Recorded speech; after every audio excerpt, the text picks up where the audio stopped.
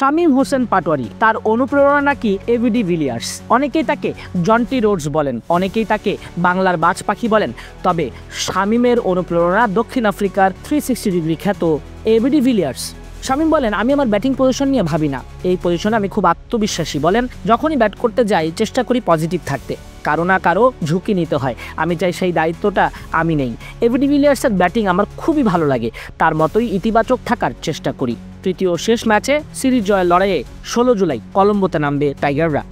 অবশ্যই এবিডির ব্যাটিং পছন্দ করি পার্সোনালি আমি, আর হলো যে আমি সবসময় পজিটিভ থাকার ট্রাই করি।